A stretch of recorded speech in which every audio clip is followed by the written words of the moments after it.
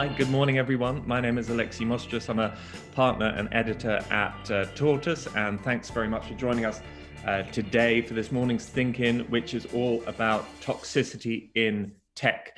We've got two great guests for you today to talk us through the issue. James Ball, the journalist and the writer who was part of the Pulitzer Prize-winning team at the Guardian, and Deborah Collier, a futurist and digital skills expert. And at the same time, we've also got Alexandra Muzvizadeh, our resident tech guru, and Matt D'Ancona, who many of you will know, is a brilliant writer and author who touches a lot on these issues. So we convened this thinking around a troubling case, the troubling case of Timnit Gebru, who, for those of you who don't know, is a renowned computer scientist and AI ethicist who is co-founder of Black AI and various other initiatives. And she was, until very recently, one of the only senior women of color working at Google. And she was employed at Google to try and detect AI biases within Google's own systems. Now, the circumstances of her departure are disputed, but she says in December, her employment ended after managers asked her to withdraw her name from an academic paper, which highlighted potential biases in AI, and particularly language AI, which is a real kind of cutting edge development. So Google deny this, so that's in dispute, but the reaction to her leaving is not in dispute.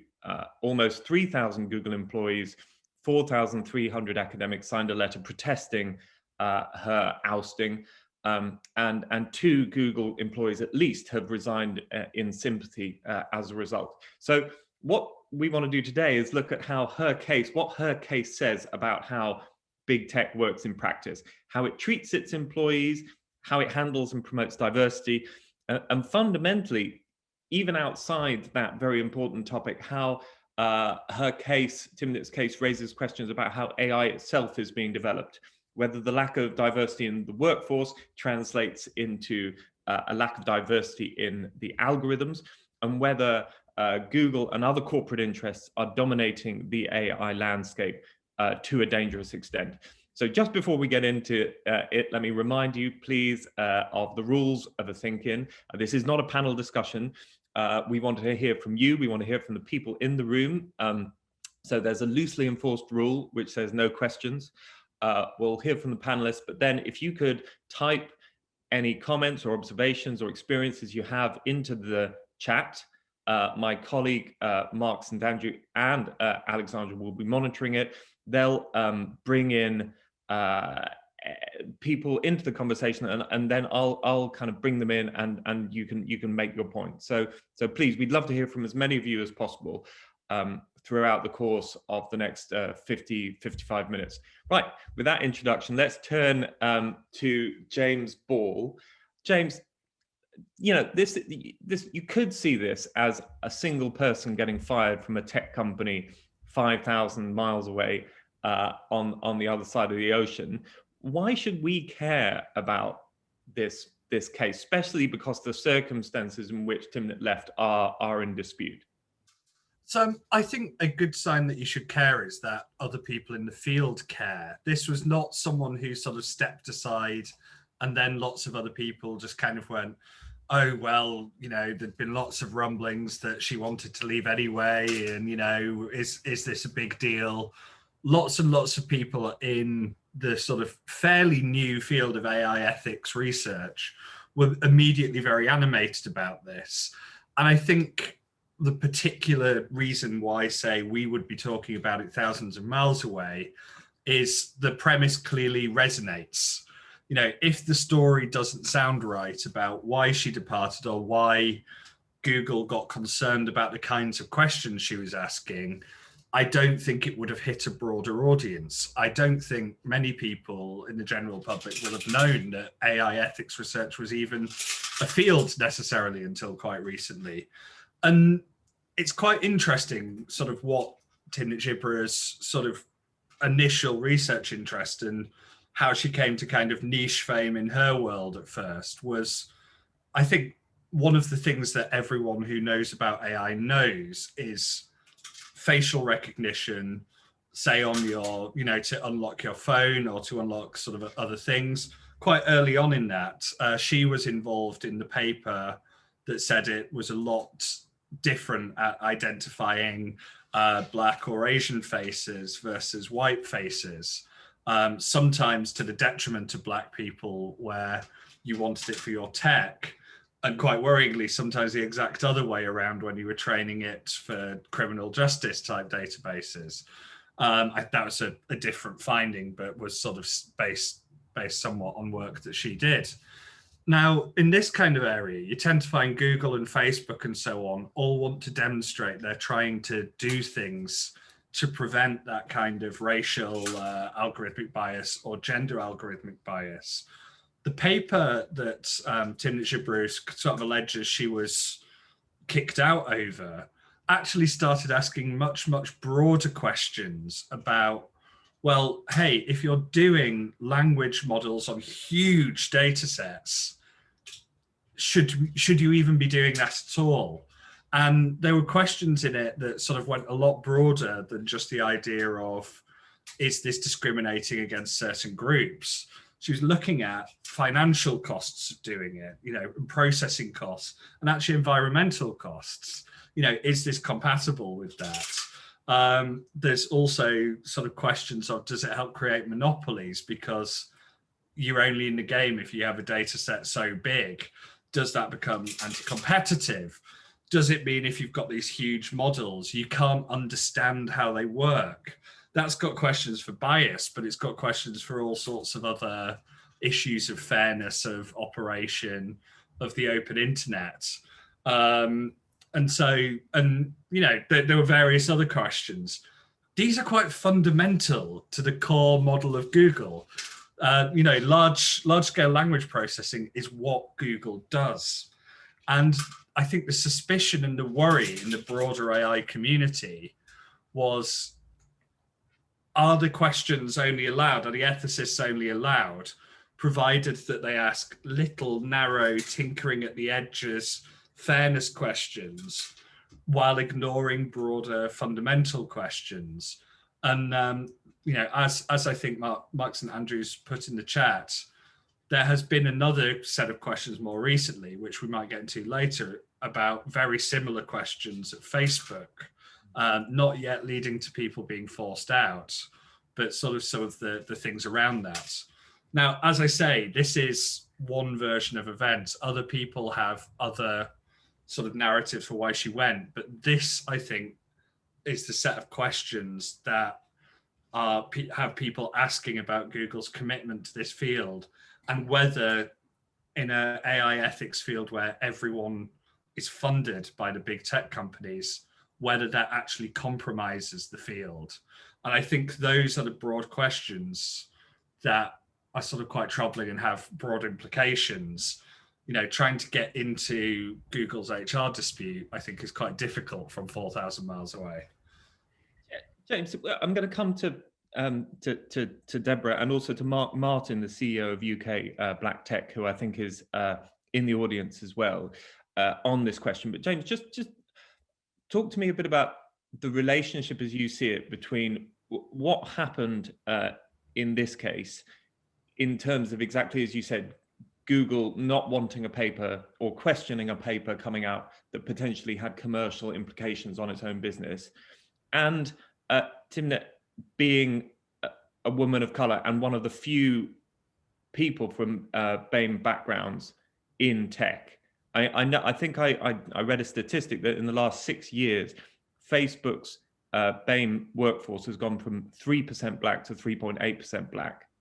So what is the relationship between tech's diversity issue, its kind of white bro culture, and the right questions not being asked of AI biases? I think it's hard to unpick exactly what is where, but tech clearly has a diversity problem, and it clearly has, and that has implications that go far beyond tech. There's all sorts of a long history of product releases where people have generally sort of started to come, do you not have a person of color on the team? Do you not have a woman on the team? Google briefly launched a social network that sort of automatically added all of your email contacts to it. And basically everyone who didn't work in tech on the West Coast thought this was a horrifying idea, and hasty backtracking and so on. Google had some particular issues with this around a memo from James Damore, who then became a kind of hero for a lot of the alt-right and anti-woke and anti-PC crowd, who had sort of tried to do the very old defense of, if diversity is bad, it's, in this sector, it's because women don't want to work here and black people don't want to work here. I think he even tried the sort of model minority utter nonsense around saying they did well for East Asians on their diversity stats. And so when there's long been sort of a question around, huge questions around how the big tech companies handle diversity, how they improve it, and how they reflect the societies that they're making products for, and products you increasingly can't opt out of as well. I think the fact that it was one of the more sort of prominent and respected black women who was fairly unceremoniously parted way with, and that some of the narratives around it tried to say she was difficult or she was sort of having other issues there, that played into some quite nasty narratives as well. And so I think it ended up tripping quite a lot of alarm bells for quite a lot of reasons. I know some people as well had said, again, it was okay to have her in to check for algorithmic fairness and to check for whether there was discrimination on protected characteristics, which actually is a legal requirement. So some of this can be regulatory checking. If Facebook or Google's algorithms can be demonstrated to disadvantage racial groups, they are open to big lawsuits in the US. So any algorithmic research that's checking for those particular fine-grained problems is helping the bottom line. If papers start to question broader things, as the MIT Tech Review Facebook article did, as this paper Timnit was involved in Google seemed to do, it seems like suddenly there's a lot less interest in that internal scrutiny.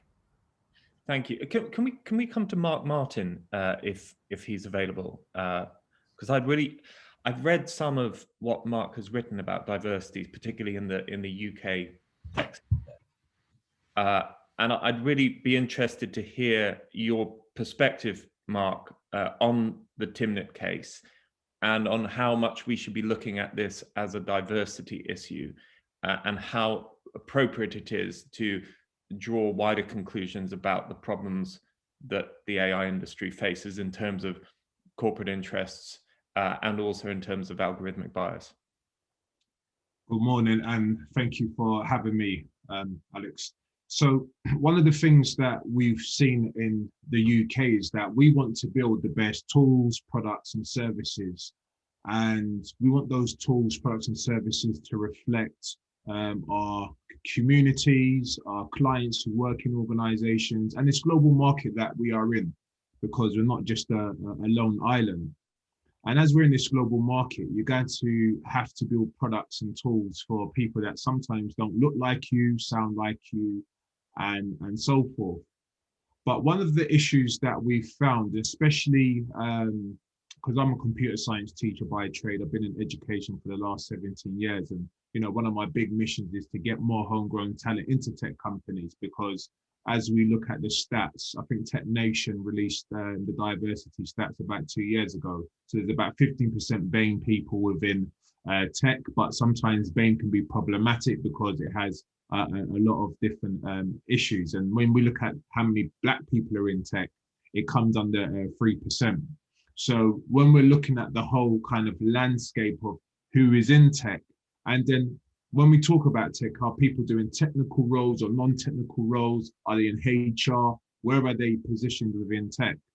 Now, the worrying signs is that if you haven't got a diverse bunch of people creating technology, the technology sometimes will have biases and have product failures. And we've seen it, I think last year or the year before, where Black individuals were scanning their faces into the passport system or machine from the government, and it couldn't recognize their faces. It said, close your mouth, but actually the mouth was closed, and that this technology couldn't detect big lips, and the big lips thought that the mouth was open.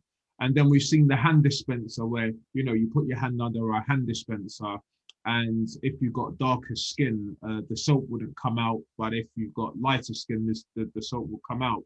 And why? Because probably in the testing and development stage, there wasn't that consideration of thought for representation.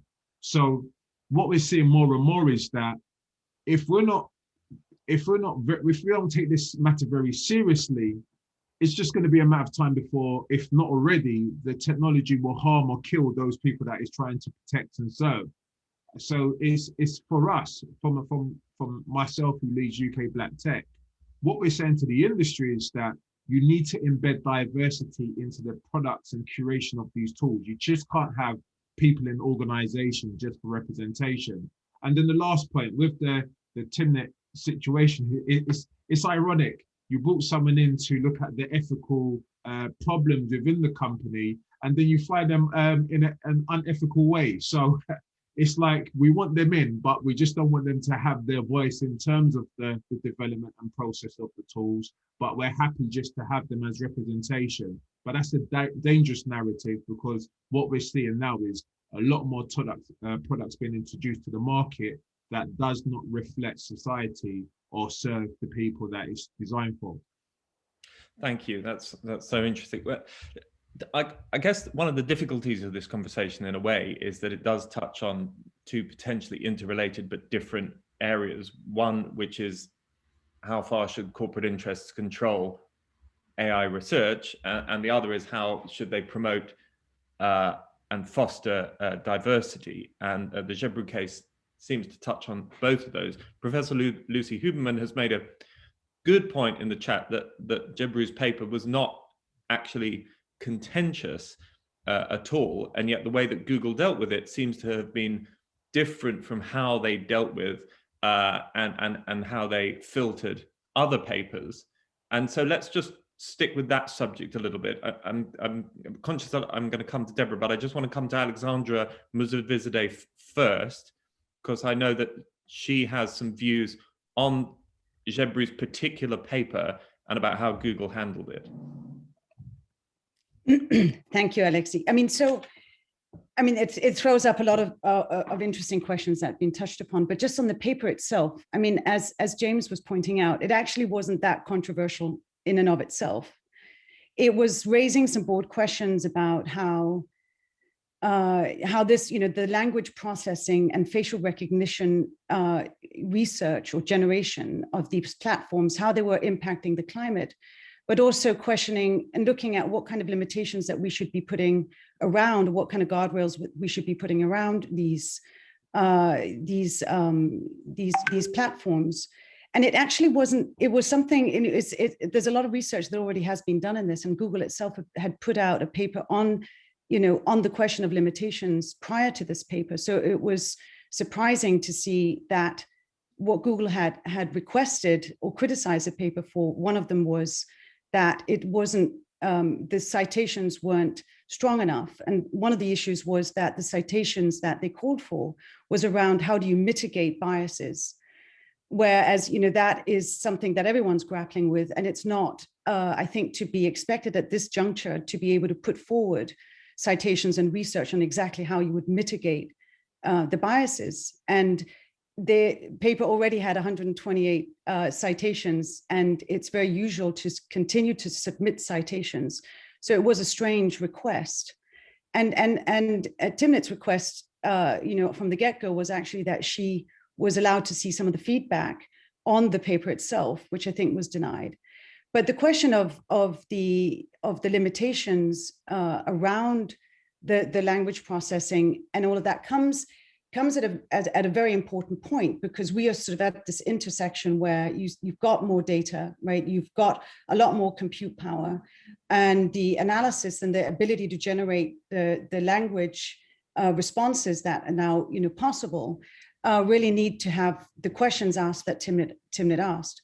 So it is an interesting, it's puzzling to me that Google, who has been seen potentially, as responsible, good on responsible AI, and maybe more so than other platforms, would take this course of action.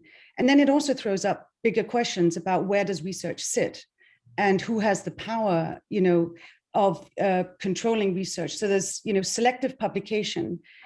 We've seen historically in other sectors taking place, i.e. Research papers that the funder, such as the tobacco industry, or in cases of cancer research, as well as sort of the energy industry, have decided not to publish, which is selective publication, where I wasn't expecting to see that out of the tech platforms. So if you start to see that, then you would also start to question, who is funding this research, and where will it be made available, which is a very good example for why we need publicly funded independent research centers that look at AI ethics. And I don't think that was something, it's something that has been thought about in the industry a lot, but it really has been pushed to the forefront with this decision to question Timnit's paper and to create the issue around Timnit's paper. Because otherwise you could end up with, as James was pointing out in the beginning, that you have these monopolies of research where the control of what is put forward and how it's put forward lies in the hands of the private sector. And the thing is that this is a technology and language, understanding of language processing, facial recognition is extremely important, because that is also taking place outside of Google and across many platforms. And then the other question is, is this a time where Google has been funding this sort of research since 2010, so it's put a lot of effort into this. So I wonder whether at this juncture, where it's in the process of commercializing that research funding, is where they're particularly sensitive to any criticism from within. We'll talk about this later in the context of Facebook, but Alexandra, I just wonder whether you think that this is an example of Google saying they're going to do something for PR reasons, appointing Timnit to head up an ethical AI force within the company to identify bias. But as soon as she actually goes on and does her job, they pull back. So is this an example of them going, just far enough to suggest to regulators and to the public that they're doing something about these issues, but not far enough to actually compromise their commercial imperatives? Or is that too cynical? Well, it's definitely a possibility, I would say. I think just to go back to the question of diversity in tech, as Mark and James has pointed out, this is a big issue, right? And the whole journey of AI development and deployment has an issue with diversity. And the people who are putting the thinking into the ethics side, but also developing it, is seeing, there's a big issue with the diversity side of this. So removing her, she's an extremely respected voice and advocate for diversity in AI, and removing her is definitely damaging to Google, but potentially also damaging to its ability to stand forward as a leading voice on trying to solve some of the problems of mitigating bias, both on the language and the facial recognition side. So I do think it's a problem. Thank you. I want to bring in a couple of people from the chat in a second. Paul Lee, who has said that the point of Timnit's paper was to say just because you can do something doesn't mean that you should. And Harry von GDS, who has also made a great point as well. But just to turn to Deborah first. Deborah, in your position as a futurist, as in someone that looks ahead and can see the direction of travel, where are we going in terms of tech diversity? Because almost nothing has happened in the last 6 years. So is this problem on its way to being solved? Good morning, everyone. I think we're actually just at the beginning of handling the diversity issue in tech. We've highlighted a couple of areas. Some of the people here on the call have already highlighted ethnicity, but there's also diversity in gender is a hot topic just right now, and I know Microsoft, for example, are talking about positioning and showing more of a female face as well. We definitely see, I as a person who grew up with tech, I was one of the first women in IT nearly 30 years ago, around about that time. And I've always seen this, you know, this white male people at the top. All of the tech giants, they're white male. They have a lady, Anne Mather, on the Google board.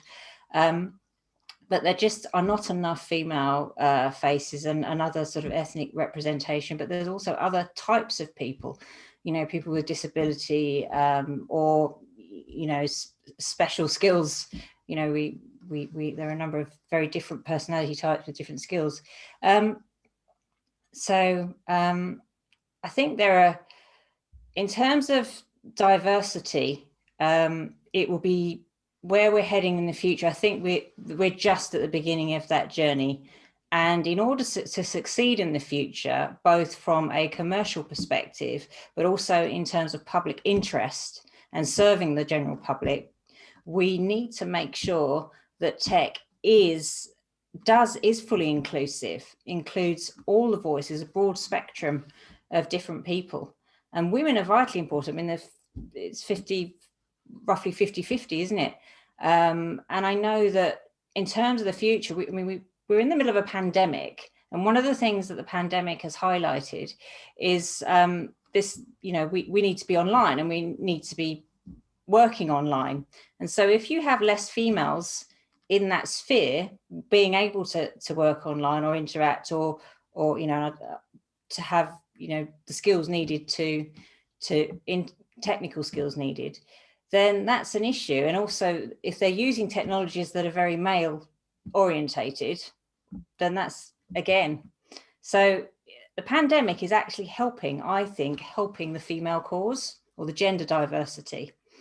With regards to race, it's very, very interesting what Mark said about how AI is faltering when it comes to facial recognition, for example. And to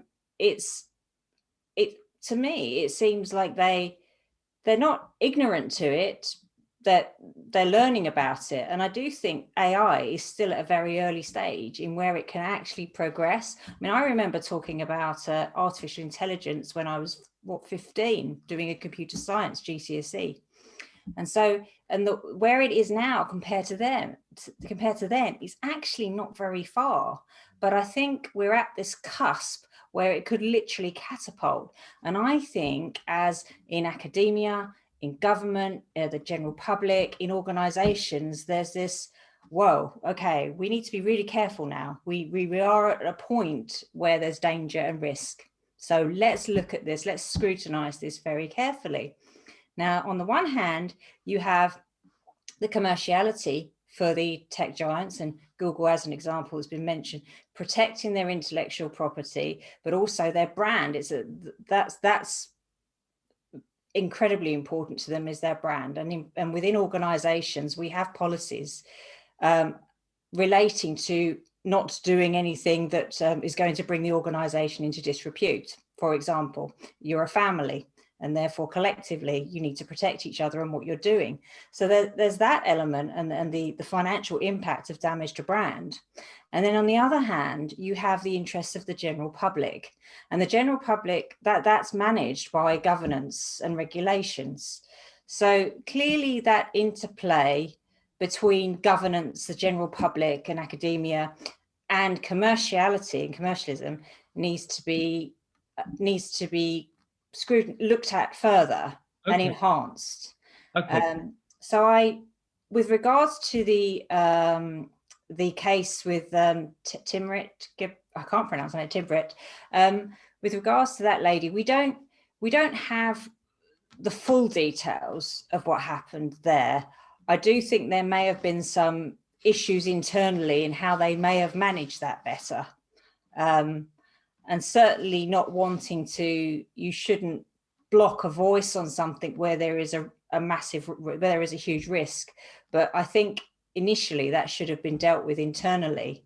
And then any communication from the voice of Google should have been clarified. And it could be that, you know, race is a very sensitive subject. We don't want to get it wrong. We want to get it right. We love our fellow human beings, and we don't want to be, and also as brands don't want to get it wrong either, from a commercial perspective, but from just an ethical perspective. Okay, So, fantastic. Sorry, let me pause you there because I want to bring in some more people to okay. your points, because they're all really interesting. So let me bring in Harry von GDS. Harry, are you around? I am. Hi, Alexi. Hey, how are you doing? You made quite a nuanced point in the chat about how people in more privileged groups need to speak up in tech organizations, and it's rarely safe for marginalized people to do so. Can you just expand on that and tell me whether you think, I know this is all speculation, but I'd still be interested in your views. If a white male 50-year-old executive had put his name to the paper, the parrot paper that Google objected to, what do you think would have happened? Yeah, it's a good question. So yeah, I'm Harry Boss. I work at the Government Digital Service in the UK. I'm obviously speaking in a personal capacity rather than on behalf of the government or the civil service. Look, this is a pattern of abuse and discrimination for people in minority and marginalised backgrounds, and it's not just in tech; it's in all industries. And this is something that, you know, we all need to understand, and it's not a problem for people in these communities to solve. It's a problem for people like me to solve. And until we really understand that, we'll continue to see this pattern of people trying to influence things from within and being forced out. And until we understand that, nothing is going to change. So to your specific question of if it was a middle-aged white man in a leadership position who'd released this or had their name on this paper, I think the result would have been very different. And we need to really address those inequalities. We need to understand why people aren't being listened to, why people don't have the same power in their voice because of the color of their skin. And it's a fundamentally it's a problem for people like me to solve. Tell me about if people, you know, I could never try. I can never fully understand what it is like for someone like Timnit Gebru to go through what she's been through. But you know, I think we need to try and put ourselves in people's shoes and to understand how difficult it is to work in tech as someone in a minority background. And if anyone wants to share, because I don't want to speak on anyone's behalf, but if anyone wants to share some of their experiences of working in tech, I think that is the nub of the problem. I think if we could understand how difficult it is and the sort of abuse that people go through every day, that would be a good place to start. So I'm going to shut up. Tell me more, because it's an interesting question about how far someone in your position who isn't a member of a minority can actually go about solving the problem, and how do you square the circle between wanting more people in powerful positions to speak out on these issues, and also recognizing that ultimately, if you're white and male, you might literally not understand the sort of biases that someone in a minority group might be able to understand. Don't you need to solve the inclusion issue before you solve the discrimination in algorithm issue? Yeah, I think you do. I think that is a big part of the problem that needs solving. And in terms of how can someone get started and how can someone try and speak up about these issues of representation, how they filter down into the technology products that we create. There are, you know, hundreds of books by, you know, amazing authors who have been very dedicated and taking listen, like if you're a straight white man, you have a choice about whether you are trying to solve problems in diversity, inclusion, and equity. But if you're in a marginalized group, you don't have a choice. It's part of just surviving. It's part of just doing your job. So we all have a choice about whether we want to try and solve this problem or not. And I think it's just about making sure that you are using your time and using your privilege to try and create better workplaces that then in turn can create better products. And you have to accept that we will never understand what it's like to be in the shoes of a Black woman. Like I just will never understand that, and that there will be lots of mistakes. And I can say in the past few years I've made lots of mistakes and haven't always got things right, but that doesn't matter because I'm not going to get fired for it. Like that is the fundamental issue. Like whatever I do, I'm not going to get fired for it because I'm a straight white man. And that is the privilege that we have, and we have to use that as a force for good. Thank you. Let me bring in, if she's there, Tanya Duarte. Tanya, are you there? Are you available? Yes, I am. Yeah, I think there are several issues at play here, and just following up from the last point about not getting fired, one of the hallmarks of what's happened within Google is, in fact, it's not just been a culture of systemic racism, which includes lots of examples throughout Timnit's time there, not just in the last month. It was a campaign of as you know, she and many other people of colour there have detailed of it, particularly Black women, of under promotion, harassment, gaslighting, etc. So this was the culmination of a long process. It wasn't a one-off event. But what became clear is that allies also became in the firing line, and Margaret Mitchell's firing subsequently. Margaret Mitchell was a co-author on the paper that Google objected to. That's right, is it? Yes, and also she was Timnit's boss, who supported her. And was also working in a more managerial position in AI ethics at Google. So there has been many people who are allies with Timnit at Google have had lots of online harassment, and it's so that there is actually, it becomes more important to speak out, because if you silence the allies, then it becomes even harder. So that was just picking up on the last point. I think something I wanted to bring this back to is absolutely the issue. The issue of diversity and race, I think, is critical here, as you've just made.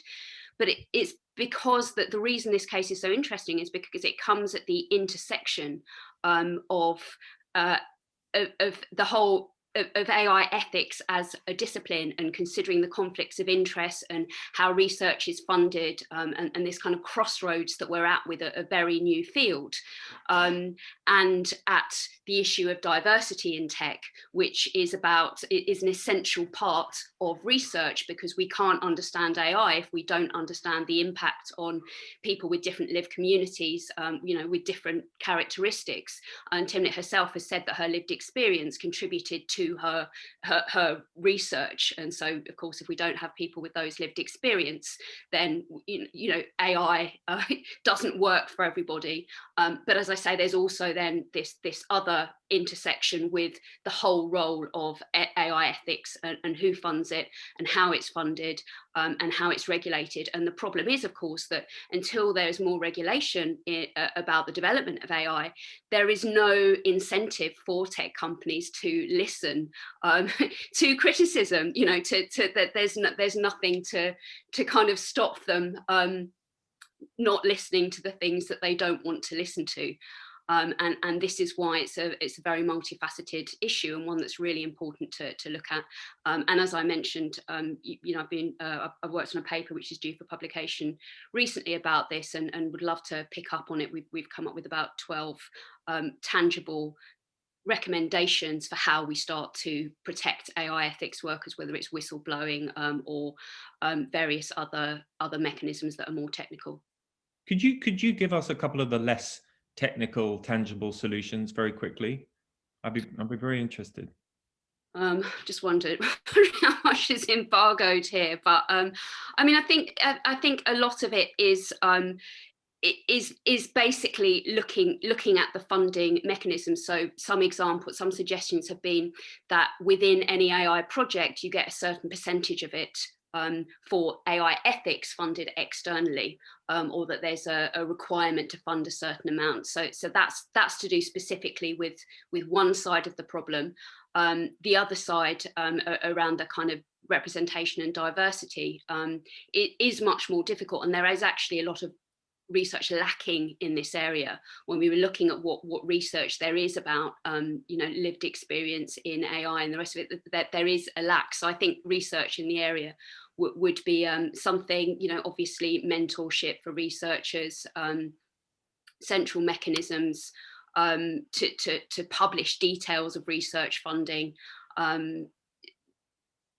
That there's been quite a lot of issues around how big tech uses academic journals. So, for example, Google published a paper also in Springer around cancer treatment, and it was seen as being very much a kind of advert for Google, because they didn't publish the details of their machine learning in it. So it's about, it gets into the whole sphere of transparency around algorithms, because you can't audit something, you can't look at something, you can't research something unless you can see what's actually happening.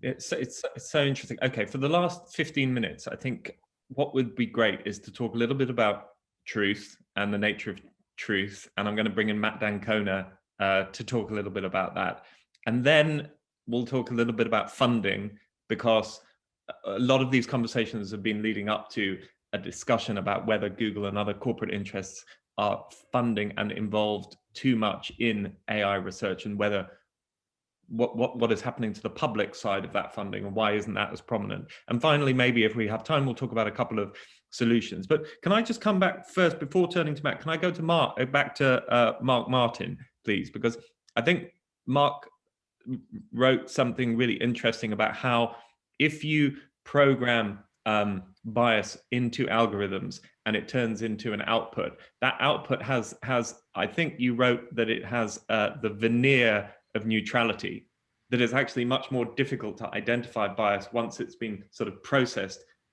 through a series of algorithms, because it's quite hard to tell that the output is biased unless you do lots of research. Now, I wonder if you could just expand on that a bit. Yeah, so we, in 2014, the government changed the curriculum of computer science from ICT to computer science. So that meant that there was a 50% dropout of Black young people studying computer science. And then the best of those kids that went to university, the ones that we would say left with like a first or a second, we would congratulate, they were 16% unemployed. And then when we looked in the industry and looked at how much, Black people sat on tech boards and in leadership teams across the UK, it was 0%. And then what happens now is that the Metropolitan Police, designed this facial recognition technology to detect criminals. And what happened is that it arrested a 14-year-old Black boy leaving school on his way home, and they took him into the cell, took his fingerprint, DNA, and all of this kind of stuff, because the system felt that this individual was a criminal. So if you look at the whole ecosystem with the lack of, Black people within these spaces of innovation and technology, it leads us to a point of questioning to the facts is that where else can it go wrong if we're not advocating for stronger diversity and inclusion? But the problem that we're, I just want to end on this point here. The biggest issue that we have is that people are scared to talk about racism because people say it doesn't exist, or people are overreacting and so forth. So you got white people that don't want to talk about racism because they don't want to, misplace their words to be seen as a racist. And you got Black people that don't want to talk about racism because it's career suicide. If I'm going up, in corporate world and I'm doing really well, why the hell am I going to start talking about racism? It's not going to be conducive to my career. And then what you have is that you do have some Black people in some of these positions that don't champion, they don't champion the diversity as we would want to expect. So this is the challenge that we have in the sense of going into your point of what the truth is and what the truth looks like. But what the problem is that if you don't embed these challenging conversations from the get-go, it leads to great and some really terrible technology that will be produced. That's really that. Thank you for that. Can I just, sorry to keep bumping Matt down the list, but I just want to see if Anushka Sharma is around, because I think that she's making some very interesting points. I'm sorry, I feel incredibly impassioned this morning and incredibly, I hate to use the word triggered, but triggered. I'm an Indian woman, British Indian woman, and I personally have also just written an article that was more cathartic for myself, and it was about my identity of seeing at the Mars Perseverance launch, Dr. Swati Mohan wearing a bindi, and how empowering it was to see that when in the 20 odd years since I graduated with my own computing degree, in the workplaces that I've worked across working Conservative campaign headquarters, working on the Olympics, and now self-employed and working in the space technology ecosystem, I erased a lot of my identity and culture to fit in. And so many people of color do that. And we do that so that we don't stick out, so that our hard work sings for itself. Yet if I look at my career trajectory compared to many of my counterparts across the 20 years of my career, I'm in a completely different position to them. And yet I'm still carrying on and doing the work that I do. And it's just so frustrating that we still have to have this conversation, but I appreciate we still have to have this conversation. And that's why I really appreciate this platform, because you do give people a voice, and it's one of the communities that I felt really connected to. It's just particularly today, I'm feeling particularly sensitive because of the fact that systems are being designed and built, and Tanya's point around algorithmic bias. Sadly, the foundation of these systems and the work I've been doing over the last year or so in looking into technology and ethics and engineering, unless we do have the diverse backbone of engineers that are diverse in their own background, and that's socioeconomic, it's gender diversity, it's race, it's all of those things. Engineering is such an integral part of designing our society, and we've already designed portions of people out of it.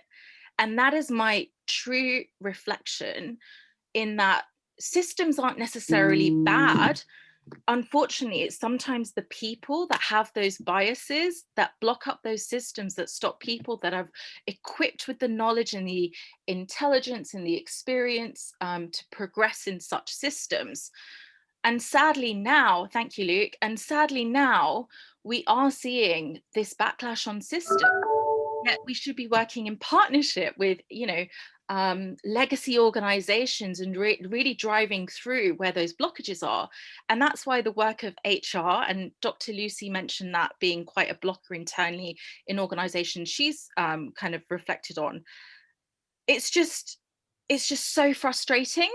I feel like my portfolio career has been a whole bunch of sideways moves, just to give me the visibility that many of my white counterparts that are very privileged in technology or politics have had career trajectories that are unrivaled compared to mine. And the only thing I can bring it down to is the fact that 20 to 15 years ago, when I graduated and I entered the workplace, I wasn't equipped with a narrative that we have now that empowers people of color to navigate these difficult discussions. Yet it's still exhausting that we're having to do this work that is draining. And you can probably hear the the emotion in my voice, because this is the work I do in helping the doors remain open for anyone that wants to enter a career in the space sector, and they're from a council estate in Tooting, right? I'm the only person talking about accessing the space sector if you're from a council estate in Clapham Junction, right? And these are the things that this shouldn't be difficult now. And I'm going to stop there, because I appreciate that you handed me the mic, and I'd love to hear from other people as well. And I'm sorry I'm not on camera today, it's just too early. Thank you so much for speaking about your experiences. And I want to come to Tabitha Goldstab in a second to hear what she has to say as well. But Anish, can I just ask you, two follow-up questions. One, do you think that things are getting better? And two, is there anything that you've picked up on that you think could be put in place to help people in the future?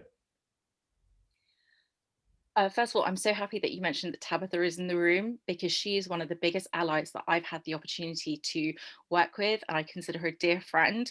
And actually, Tabitha has opened doors to me that no one else in my career trajectory in the tech sector in the ecosystem in London has. And the work she's doing is wonderful. And Tabitha, you know I love you. I think we still need to invite people to the table at forums like this to give them the physical visibility, because unless I see myself reflected in an audience, and I'm not just talking about having CEOs, I'm talking about having students and younger voices and people that don't fit the mold of what you're trying to curate when you're bringing an event like this together. I would have loved to have seen Abadesi from Hustle Crew here. I would have loved to have seen Fearless Futures, who also do amazing training in diversity in tech, and they help equip people to have the difficult conversations, not only to reflect on themselves, but the conversations they might need to have in their workplace. And they provide exceptional training. And I've also partaken in that training, because I also have privileges that I needed to recognize in myself as well. Thank you. Perhaps if you wouldn't mind, or if someone wouldn't mind putting in the details for Fearless Futures in the chat, so that anyone that wants to check them out can do so. Tabitha, are you there? I am here, yes.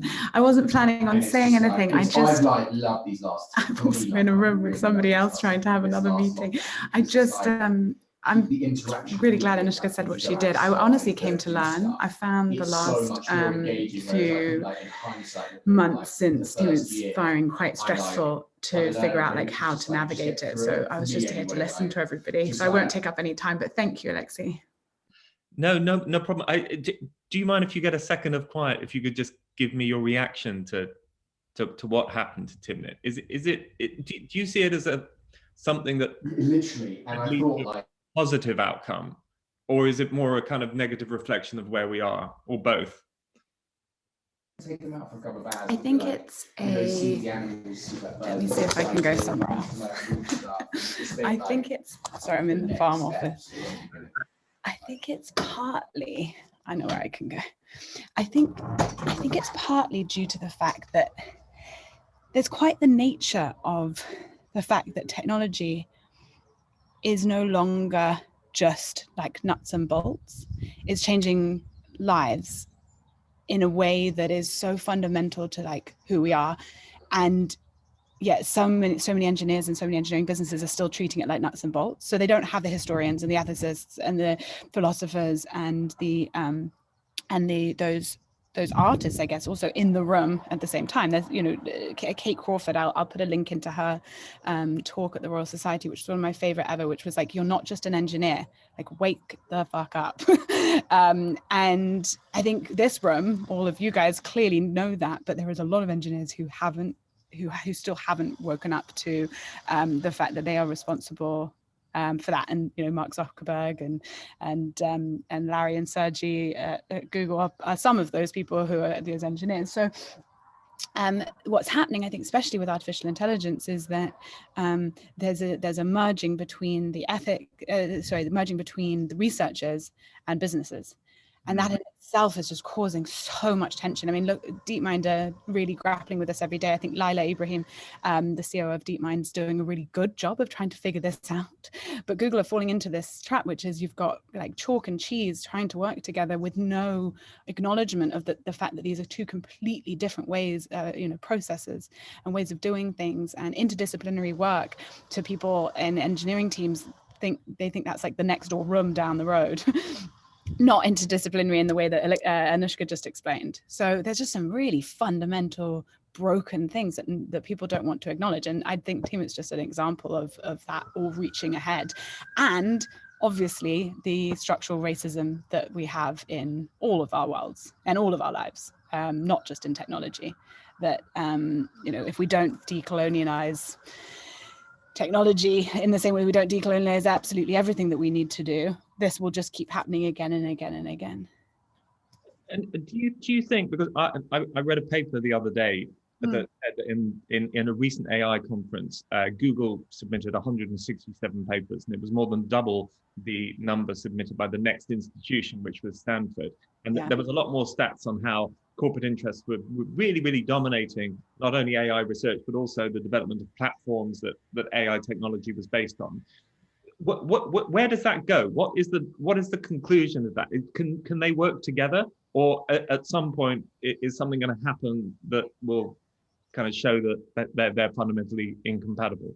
I think this is one of my biggest concerns that I don't have an answer to, but I'm looking for. So you've hit the nail on the head. It was something that I've been actually working with Maxine McIntosh on, who's at the Turing, about like how could we create like collectives or co-ops or a different type of way to do research, because there is a fuzzy middle that is actually, as you've just described, getting way bigger than either end of the spectrum. But I don't have an answer other than to say I'm thinking about it a lot. I'd love anybody else who's online who is thinking about it as well, to talk to me, because we have in the artificial intelligence world, a real opportunity, because we have the Alan Turing Institute, and that in itself is already at the pinnacle of the tension between business, industry, and academia.